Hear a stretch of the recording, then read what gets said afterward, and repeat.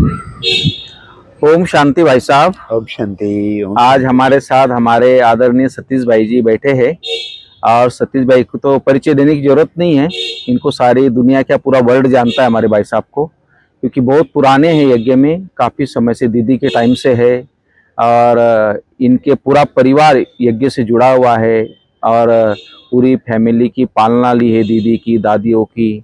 तो भाई साहब में बहुत सारी विशेषता है, बहुत अच्छे अच्छे गीत लिखते हैं, बाबा के बहुत सारे गीत इन्होंने लिखे हैं। आज भी हर प्रोग्राम में एक दिन के अंदर गीत बना लेते हैं और उसके ऊपर लय दे के और उसको इतना अच्छे ढंग से गाते हैं जो सब लोग खुश हो जाते हैं। हर प्रोग्राम में जो भी लोग आते हैं तो इनकी महिमा तो बहुत, जितना करे उतना कम है। बाबा ने बहुत सारी विशेषता इनमें भरी है। तो हम भाई साहब के साथ आज बैठे खास क्योंकि अभी दीदी का दिन आने वाला है 28 जुलाई और हमारी दीदी ने यज्ञ में बहुत इकोनॉमी से चली, बहुत आने वाले मेहमानों की पालना की और यज्ञ को बहुत अच्छे से चलाया। हर प्रकार से त्याग, तपस्या, स्टूडेंट लाइफ क्या होती है, कैसे यज्ञ को चलाना है, तो दीदी की आप विशेषताएं मुरली में सुन रहे हैं आजकल। तो बहुत सारी विशेषताएं दीदी की थी, लेकिन भाई साहब ने डायरेक्ट दीदी की पालना ली है, इसलिए हमने भाई साहब से रिक्वेस्ट किया कि भाई साहब थोड़ा समय दीजिए, जो दीदी के साथ का अनुभव आप हमको सुनाइए। तो भाई साहब थोड़ा दीदी के साथ का अनुभव सुनना चाहते हैं आपसे। जी ईश्वर भाई, बहुत अच्छी बात ये रही जी। इसको परमात्मा की देन कहेंगे और अपना सौभाग्य कहेंगे जी कि मैं 78 में जी, तो 78 में आया और जब मधुबन में आया तो मैं और सबको जानता नहीं था जी दीदी से बड़ी आत्मीयता थी जी बहुत नज़दीकी। कारण ये था कि दीदी यूपी जोन के इंचार्ज रहा करते थे जी। हम लोगों को कोई भी बात कहनी होती थी तो दीदी को ही बोलते थे। अच्छा। और सच पूछा जाए तो अनऑफिशियल रूप से जी। दीदी वैसे भी मुखिया परिवार की थी। मधुबन में माउंट आबू में भी दीदी ही लेकर आई जी। और दीदी यज्ञ में उनका बहुत प्रमुखता से योगदान रहा। बिल्कुल। बाबा भी दीदी को बहुत प्यार करते थे और सेवा में जो मुख्य मुख्य बातें थी वो दीदी को देते थे।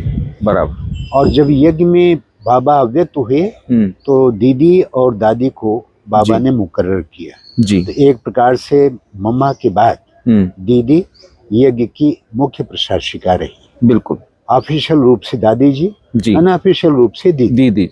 और दीदी दादी की जोड़ी तो आप जानते हैं जग जाहिर है जी। दीदी दादी दोनों ने मिल करके यज्ञ को क्या बुलंदी पहुंचाया। बिल्कुल। यज्ञ वत्सों की बड़ी सेवा की जी, यज्ञ की बड़ी संभाल की जी। और बहुत बड़ी बात ये थी कि बाबा और मम्मा के जाने के बाद जी अगर स्टेमिना दी, शक्ति दी जी, सकाश दिया और यज्ञ को पिलर दिए मजबूती के साथ जी, तो दीदी और दादी ने दिया। बिल्कुल वैसा। इसलिए कहा जाता था कि हर बात भूल जाए पर ये बात नहीं भूलेगी, दीदी दादी की जोड़ी की तो याद नहीं भूलेगी। बिल्कुल पैसा आप लोग को प्रैक्टिकल देखा है, पालना ली है जी। लेकिन अभी जो बहुत सारे नए नए बाबा के बच्चे आए हैं ज्ञान में, वो जानते नहीं दीदी के बारे में, दादियों के बारे में, इसलिए हमने खास रिक्वेस्ट आपसे की तो आप दीदी के बारे में जरूर सुनाएं। बहुत अच्छी बात है जी। हमारे यज्ञ बच्चों को और जो अभी भाई बहनें जो जन्म ले रहे हैं जी,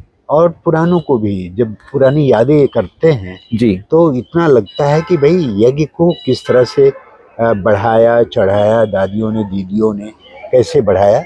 तो दीदी जो है, मैं रूबरू जो है 78 में जब आया जी, तो एज सेवाधारी था और 3 मास के लिए आए शुरू में जी। दीदी को मैं तभी मिल गया। अच्छा। दीदी पहचान गई हाँ कि मैं रेवना सेवा केंद्र का हूँ जी, यूपी में अयोध्या के पास फैजाबाद डिस्ट्रिक्ट में जी। रेवना गांव है जिसका भी पता तो नहीं दोनों में जी, लगभग वो सब चले गए, दिवंगत हो गए जी। तो जमुना प्रसाद भाई शिवबालक के पिताजी वही हमारे ज्ञान मास्टर हुआ करते। बहुत बड़ी बात। तो उन्होंने जो पालना ली, दीदी की पालना ली और बाबा और मम्मा की जो पालना ली जी, तो बड़े अनमोल रतन रहे। बिल्कुल जी। वो गीत लिखते थे हाँ, और मुझे कहते तुम गाओ। अच्छा, ये बीज वहीं से पड़ा था? बीज वहीं से पड़ा। अच्छा। और उन्होंने हजारों गीत लिखे। अच्छा। रोज ही लिख कर देते थे। वाह वाह। तो दीदी के संबंध में भी लिखते थे कि दीदी की जो महिमा थी वो लिखते थे जी। और मुझे एक गीत बना के दिया, 2 गाने दिया। हाँ। कहा तुमको जाके दीदी को सुनाना है। अच्छा। तो मैं आ गया और जो बाबा का रूम है पांडव भवन में और जो झोपड़ी है, दोनों का रास्ता है। तो दीदी मुरली के बाद निकल रही है और मैं दीदी को आम के पेड़ के नीचे और बाबा के कमरे के बाहर वहीं पर दीदी से मुलाकात हुई। अच्छा। तो मैंने कहा दीदी गीत सुनाना है आपको। तो गीत सुनाना है। तो कहती हाँ। तो मैंने कहा, तो दीदी ने कहा कि कहाँ सुनाओगे? मैंने कहा दीदी जहाँ कहें। दीदी मुझे लेकर गई। अच्छा। तो बाबा के रूम के बगल जो मामा का रूम है वही दीदी का रूम होता था। अच्छा। ऑफिस वहीं बैठती थी जी। तो वहां गए और दरवाजा बंद करके फिर शुरू कर दिया मैंने। अच्छा। मैं क्या गाता था, कोई गायक तो था नहीं, लेकिन अपनी भावनाओं से, के दिन में भावनाओं के जो शब्द होते थे वो लिखता था। लेकिन वो तो उनका जेपी भाई के पिताजी का गाना लिखा था। मैंने फिर दीदी को सुनाया, एक गाना सुनाया। कहता और भी है? मैंने कहा दीदी एक गाना और। तो एक गाना और सुनाया। बहुत अच्छा, बहुत अच्छा। फिर दीदी ने टोलियां भी खिलाई जी और बहुत प्यार किया। तो दीदी से पहली मुलाकात ऐसे हुई। बहुत बढ़िया। फिर मैं किचन में भोजन बनाया करता था। तो दीदी आती थी लच्छू दादी के साथ साथ जी। और दीदी जब रूम से गुजरती थी मैं बड़े गौर से, इतने प्यार से देखता था दीदी को। ये तो ये ख्याल में नहीं था कि दीदी जो है हमारे साथ में ज्यादा दिन रहेगी नहीं। लेकिन दीदी को बड़े अदब के साथ, बड़े रिस्पेक्ट के साथ, बड़े प्यार के साथ, बड़े प्रेम से दीदी को निहारता रहता था। और दीदी के महानता को देखता था, वाह दीदी वाह दीदी। लेकिन तब पता नहीं था दीदी इतना दिन साथ है, दीदी के साथ भी चलूं, थोड़ा दीदी से बोल भी लूं, थोड़ा दीदी के पास और करीब भी रहूं, थोड़ा और रंग लूं, खूब मजा लूं। ये तो था ही नहीं। तो भाई साहब हम तो ये सोचते ना कि ये लोग अंत तक हमारे साथ रहेंगे। हाँ, यही ये अंदर से भावना है। बात निर्भय भाई के साथ था जी, बिल्कुल। यही बात तो जगदीश भाई के साथ जी जी। तो मैं सब अपने भाई बहनों को ये कहना चाहूंगा जी कि दिन जो भी मिल जाए जी, जिनको आप समझते हैं उनसे कुछ मिल जाए जी, तो संकोच मत करो। टाइम मिले न मिले जी, उनको आगे पीछे कैसा भी करके, उनको कितना भी बिजी रहे, लेकिन उनके पालना का सौभाग्य ले लें। बिल्कुल। क्या पता, मैं उनको इसलिए भी कह रहा हूँ, अपने लिए भी कह रहा हूँ कि जब तक है तब तक वो जो भी चाहिए ले ले। बिल्कुल बिल्कुल। वैसे आप भी तो भाई साहब अनमोल, इतना आपने बहुत कुछ पाया है मधुबन में। मैं तो देखता हूँ लोग इंग्लिश सीखना चाहते हैं लेकिन इंग्लिश लोग आपसे हिंदी सीखते थे मधुबन में। बहुत बड़ी बात है, बहुत बड़ा सौभाग्य रहा। इसके अलावा ईश्वर भाई, जो दीदी से मैंने सीखा तो सबसे बड़ी बात थी कि मैं जब 78 में आया जी और 80 में समर्पित हो गया जी। 3 बार आया। एक बार तो साइकिल से आ गए थे जी, अयोध्या से चल करके साइकिल। बहुत बड़ी बात है, मैंने सुना था वो इतनी बड़ी बात है। किलोमीटर 13 दिन में आए थे। बहुत बड़ी बात है। और तब कभी साइकिल हमारे ऊपर, कभी हम साइकिल के ऊपर होते थे। अच्छा। वो दिन ऐसे होते थे। और साइकिल से आने के पीछे भाव ये था कि हम लोग जो है सुबह से बैठते थे, शाम तक गाँव की सेवा करके आते थे। हाँ जी। तो सेवा में इतने प्रवीण हो गए थे और जहाँ कोई सेवा नहीं कर सकता था जी, गांव में जहाँ बहनें नहीं पहुंच सकती थी, उनका कल्याण कौन करे? सही बात। तो हम साइकिल उठाते थे, कहाँ बाजार है, कहाँ का हाट है, कहाँ के मेला है, कहाँ का कुछ है, तो पता लगा लेते थे। उस दिशा में चले जाते थे। 1 हफ्ता की सेवा करते थे। वाह। वो 10 डिस्ट्रिक्ट में 5 साल तक खूब सेवा की। वाह वाह। जौनपुर, आजमगढ़, प्रतापगढ़, रायबरेली, बस्ती, गोंडा, बहराइच, रायबरेली और फैजाबाद, सुल्तानपुर, इन बाराबंकी, इन सब डिस्ट्रिक्ट में बहुत सेवा। बहुत बड़ी बात है भाई साहब, आपने पूरा कवर कर लिया।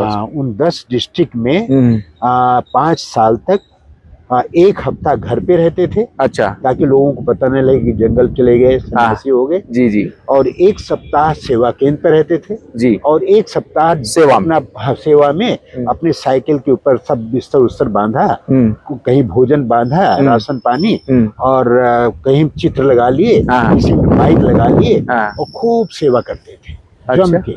क्या वो दिन! ये तो बहुत बड़ी प्रेरणा है। अगर आज भी यूथ ये ठान ले, पूरा देश कवर हो जाएगा भाई साहब। इस एरिया का, हर अपने एरिया की सेवा अगर करे, बहुत आनंद आया। तो बहुत बड़ी बात आया। उन्होंने इतना बल दिया कि हम लोगों ने बाबा से मैसेज लिया, बाबा को संदेश लिया और कहा कि बाबा त्याग और तपस्या तो आप सिखा रहे हैं जी, तो आपके आदेश हो और हो तो फिर मधुबन चले जाए। बिल्कुल। जबकि बहुत 13 दिन जाना, खर्चा कितना होना, 5 लोग थे जी, और बिना कोई, तब तो सर्वे भी नहीं होता था, और चल जाते, साइकिल बैठते थे तो 80 किलोमीटर कभी चलते थे, कभी 100 चलते थे, कभी 100 से भी ज्यादा चल लेते थे। बहुत बड़ी बात। एवरेज जो है 100 किलोमीटर रोज चलते थे जी। साइकिल से 100 किलोमीटर चलना, ऐसा सही बात है।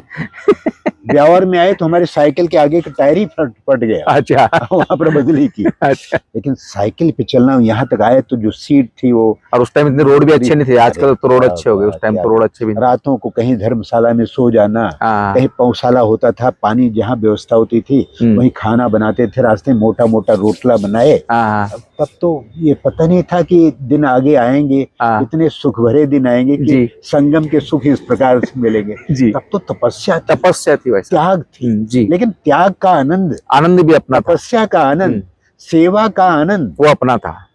सही है, बिल्कुल जी। आज वो हम भूलते जा रहे, नशा था एक। इसलिए मैं अपने भाई बहनों को, अपने श्रोताओं को ये कहना चाहूंगा कि जितना त्याग आएगा जीवन में, जितनी तपस्या होगी जी, उतनी ही सेवा जो है फलीभूत होगी, और वो आपको बाबा से जोड़ के रखेगी। आज तो लोग आ रहे हैं बाबा के पास जी, त्याग नहीं, तपस्या नहीं, तो सेवा भी नहीं, तो इसलिए बाबा के साथ जो लगाव होना चाहिए वो नहीं। तब तो आ गए, और तपस्या ऐसी थी कि हम और बाबा ऐसे कंबाइंड रहते कि जान जाए मधुबन हमारा घर है, मधुबन से हम अलग नहीं, मधुबन हमसे अलग नहीं, बिल्कुल हम हैं यहीं के, यहीं रहेंगे, बिल्कुल सेवा करेंगे, छोड़ेंगे नहीं जी। लाख करे दुनिया तेरा साथ ना छोड़ेंगे, तेरा बनकर तुझसे बाबा मुख ना मोड़े। बिल्कुल, तो लगन थी, बिल्कुल वैसा, इसमें जिगरी थी, यज्ञ के प्रति जिगरी मोहब्बत थी। बिल्कुल बिल्कुल, ये यज्ञ हमारा है।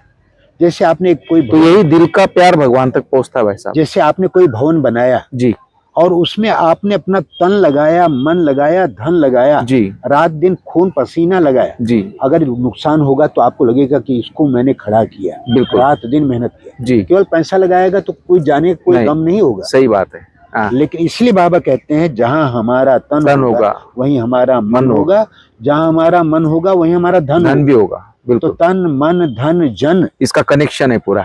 ये त्याग तपस्या से जी। इसलिए मैं ये चाहूंगा जी कि बाबा, जैसे आज की मुरली में स्लोगन था जी कि बच्चे ये सेवा जो साधन मिले जी, ये अपने सुख के लिए नहीं मिले, मम्मा दीदी का सेवा के लिए, हाँ, कि जो भी साधन मिले हैं सेवा, ये सेवा के लिए जी, तुम्हारे सुख के लिए नहीं। बिल्कुल, हम सतयुग में सुख करेंगे, सुख लेंगे जी, यहाँ के सुख हमें मंजूर नहीं। सही है।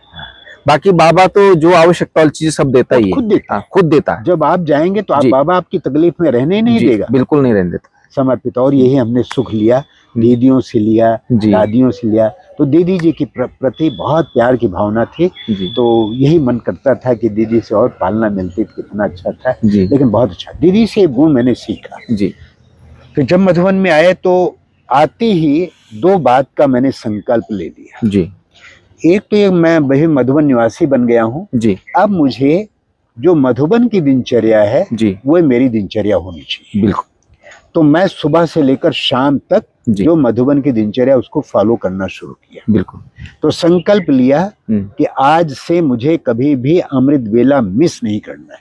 बहुत अच्छी बात है। और आज 45 साल हो गए मधुबन में रहते हुए, एक दिन भी अमृत वेला मिस नहीं। बहुत बड़ी बात है वैसा, ये बाबा की तरफ से बहुत अच्छी देन है। ये मैं आत्मश्लाघी नहीं हूँ। इसलिए बाबा बोलता है दृढ़ता होनी चाहिए कोई चीज के पीछे, कोई दृढ़ संकल्प कर लेता है व्यक्ति, फिर वो कुछ भी परिस्थिति हो उसको निभाता है। अगर दृढ़ता नहीं है अंदर में, संकल्प में, तो फिर वो ऊपर नीचे होते रहते। बिल्कुल बिल्कुल, कुछ भी हो जाए हाँ जी, लेकिन ठान लो। आज का मेरा सुमान है कि दृढ़ता ही सफलता की चाबी है। मैं दृढ़ व्रती हूँ, मैं दृढ़ व्रती हूँ जी। तो संकल्प ले लिया कि मुझे मधुबन, अच्छा इसकी प्रेरणा जो भी मिली जी, और वो कैसे मिली। रात को 11 बजे हैं और मैं सब सेवा निपट करके, सेवा समाप्त करके जी, बाबा के कमरे से होकर जा रहा हूँ। इतने देखता हूँ दीदी आई, सिरोही से दीदी आई। अच्छा, रात को 11 बजे दीदी सिरोही से आई हैं जी। और सवेरे जब मैं हिस्ट्री हॉल में योग हो रहा था तो एक तरफ भाइयों की तरफ दादा विश्वरतन बैठे हैं और इधर दीदी मनमोहिनी बैठी है। मैं बैठूं, देखता हूं सामने तो दोनों दीदी और दादा बैठे जी। और मैं जब सामने बैठा, मैंने कहा रात को दीदी आई, सोते सोते 11:30-12 बज गए होंगे, लेकिन दीदी सोई नहीं, रात को इतनी आई। उसी दिन मैंने संकल्प किया, जब दीदी बैठ सकती है, इतनी उम्र दराज की होती हुई दीदी योग में बैठी है, तो मैं कौन होता हूँ अमृत बेला मिस करने वाला। तब से वही ठान लिया। ये बात मुझे विष्णु दादा ने बताया था। हाँ। बोला हम रात को कई बार 12-12, 1-1 बजे भी आते, हाँ। लेकिन हमारा अमृत बेला मिस नहीं हुआ। हाँ। आ जाते बोले योग में। एक दिन क्या हुआ, दादी जानकी ने जी। हिस्ट्री हॉल में मुझे, हिस्ट्री हॉल में विदेशी बैठे थे, तब मुझे नहीं लगता ओम शांति भवन बना था जी। तो कहा जो कभी अमृत बेला मिस नहीं करते हैं जी, ये दादी उनको इनाम देगी। अच्छा। तो किसी ने नहीं उठाया, 3 लोगों ने हाथ उठाया। जी। एक तो विश्वरतन दादा जी, और दूसरा यहाँ रामलोचन भाई जो अभी शरीर छोड़े, रामलोचन भाई, और तीसरा मैं था। जी। तो आज तक भी वो दिन याद आते हैं। बहुत बड़ी बात। दादियों का, दीदी का, जो दीदी ने जो प्रेरणा दी जी। विश्वरतन दादा कभी मिस नहीं करते थे, नहीं करते। दीदी कभी मिस नहीं करती थी जी। और दादी जानकी नहीं मिस करती थी। जी बिल्कुल। हमारे अभी ब्रिजमोहन भाई जी हैं, उनको बराबर रेगुलर देखता था। हाँ, वो भी रेगुलर, वो तो 3:15 बजे आके बैठ जाते सवेरे सवेरे। बिल्कुल। तो इनसे बड़ी प्रेरणा मिली। मैं अपने सभी श्रोताओं को, अपने भाई बहनों को ये कहूंगा जी कि अगर इस इंटरव्यू से, इस वार्तालाप से बिल्कुल वो सीख लें, बिल्कुल भाई साहब, एक ठान उनका जीवन ही चेंज हो जाएगा पूरा। हाँ, पूरा एक जीवन भी नियम निभाए, बिल्कुल मन में ठान ले, उसूल बना ले कि मुझे करना है, और दृढ़ता की चाबी लगा दें। तो दृढ़ता की तीली से कमजोरी के रावण को भस्म करो। बहुत अच्छी बात कही भाई साहब। एक देखो, एक ज्ञान होता है सुनना, जैसे दादी दीदी का अनुभव सुनने में अच्छा लगता है, बिल्कुल, बिल्कुल। और अंदर से प्रेरणा भी आती है, लेकिन दृढ़ता करके उस कार्य पे लग जाना, चाहे एक ही विशेषता ले लिया आपने अमृत बेले की, चाहे मुरली की, चाहे ज्ञान की, चाहे धारणा, वो सारी विशेषता उसमें आ जाती है। तो आज भी देखो आपकी लाइफ इतनी खुशहाली है, इतना खुश रहते हो, सेकंड में गीत बना लेते हो, तो ये आपकी जो दिनचर्या ने उसका बल मिला उस चीज से आप। तो बहुत अच्छा लगा भाई साहब से मिलके। तो मैं चाहूंगा फिर आप कभी टाइम देंगे तो दादियों के बारे में जरूर सुनेंगे आप।